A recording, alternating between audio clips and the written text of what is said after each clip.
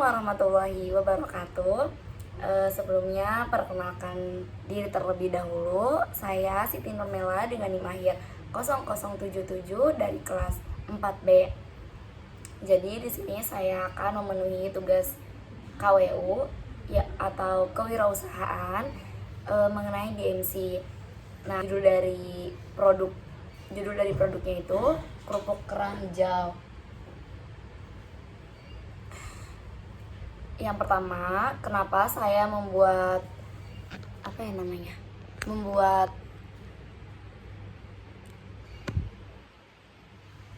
produk kerupuk kerang hijau, karena kan di Banten ini ada salah satu daerah yang merupakan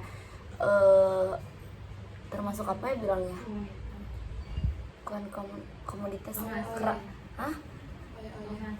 penghasil kerangnya banyak gitu loh. Jadi saya pernah ke salah satu daerah, di situ kita mengadakan pengabdian ke masyarakat. Nah, saya masuk ke salah satu rumah warga, di situ beliau sedang membuat kerupuk dari kerang hijau karena katanya bingung, kerang hijau kan banyak ya, jadi bingung harus diapain. Jadi beliau punya ide bahwa bagaimana si kerang hijaunya ini bisa dimanfaatkan dengan baik, makanya dibuat menjadi kerupuk kerang hijau gitu. Iya tuh. Nah, selanjutnya itu ada analisis SWOT.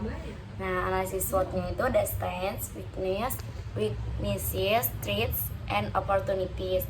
Jadi strengths-nya itu atau kekuatan ya, strengths itu kekuatan katanya. Kekuatan ya sih. Nah, di sini jadi yang memperkuatnya itu kayak si kerupuk ini harganya terjangkau gitu. Jadi buat mahasiswa nih, kita sebagai mahasiswa bisa membelinya karena murah gitu loh. Terus yang kedua itu ada weaknesses. Weaknesses itu atau kelemahan. Nah,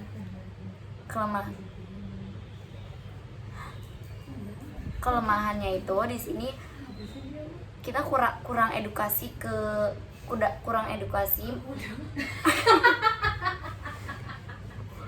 maaf ya teman-teman, saya kerja sama teman saya.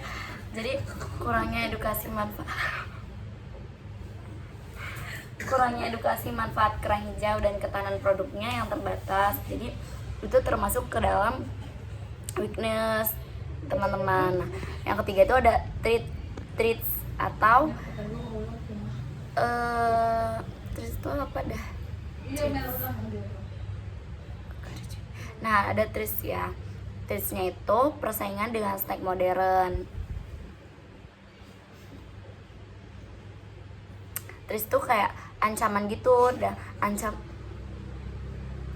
ancaman dari produk kerupuk kerang hijau ini kan kayak tradisional gitu ya. Jadi kayak sekarang kan sudah semakin banyak produk-produk modern yang bisa teman-teman akses, teman-teman beli di media sosial, di toko-toko manapun kayak.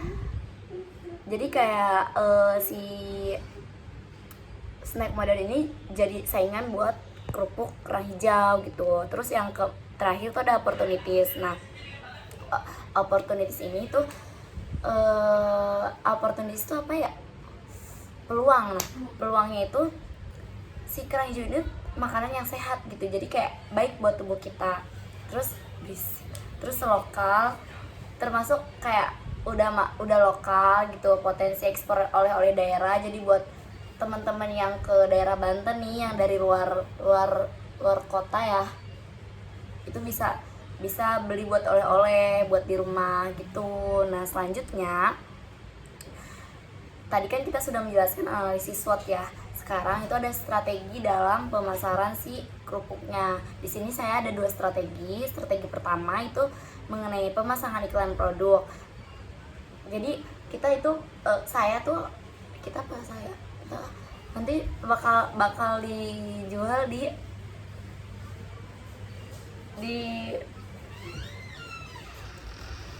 di platform gitu loh, di media sosial, di WhatsApp gitu ya. Pokoknya pemasaran produk sama digital marketing. Jadi kita bakal dijual di medsos ataupun secara langsung gitu teman-teman. Nah untuk BMC-nya itu BMC atau Business Model Canvas, di sini ada seperti BMC pada umumnya. Nah yang pertama itu kita ada key partnerships. Di sini ada 3 poin. Yang pertama nelayan dan petambak kerang hijau, dan yang poin kedua itu apa tuh, masyarakat lokal. Poin ketiga influencer. Poin ketiga influencer kuliner lokal untuk promosi dan key activities. Ada 4 poin. Poin pertama itu produksi kerupuk pengemasan dan branding pemasaran digital. Ya, dan yang terakhir itu ada inovasi rasa. Terus ada juga value proposition. Poin pertama, produk UMKM lokal dengan cita rasa yang khas. Poin kedua, mengangkat potensi hasil laut. Dan poin ketiga itu kerupuknya yang gurih dan bergizi. Ada juga customer relationship. Poin pertama itu interaksi melalui media sosial, respon cepat di platform belanja online, dan edukasi manfaat gizi mengenai kerang hijau ini melalui video ataupun pamflet dan lainnya. Terus ada juga customer segments. Customer segment ini yang pertama itu masyarakat yang mencari cemilan, dan yang kedua itu wisatawan yang mencari oleh-oleh. Yang ketiga itu pelaku diet tinggi protein, karena si kerang hijau ini ternyata banyak sekali proteinnya ya. Jadi teman-teman bisa baca balik ke latar belakang nanti saya tampilkan. Terus yang terakhir itu ada pelajar dan mahasiswa yang mencari jajanan gak sih, mahasiswa ya, cemilan gitu buat di kosan. Nah terus ada juga cost struktur. Ada 3 poin. Poin pertama itu biaya bahan baku, biaya produksi, serta biaya kemasan dan label. Terus yang terakhir kita ada revenue streams. Ada 2 poin. Poin pertama itu penjualan kerupuk kerang hijau secara dengan kemasan, dan yang terakhir itu penjualan dalam bentuk mentahan untuk reseller. Jadi nanti kita akan ada mentahannya, ada kerupuk mentahnya, dan ada kerupuk yang sudah langsung jadi. Itu apa ya bilangnya? Iya bukan, yang tinggal makan gitu loh. Apa ya? Bukan frozen food mah yang mentahnya kan. Terus yang langsung makan tuh udah jadi gitu. Udah siap saji gitu teman-teman. Jadi cukup sekian dari saya. Kurang dan lebihnya mohon dimaafkan. Apa sih namanya?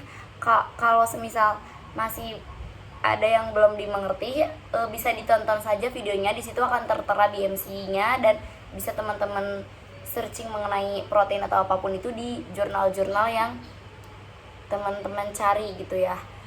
Oke, cukup sekian dari saya. Wassalamualaikum warahmatullahi wabarakatuh. Bye.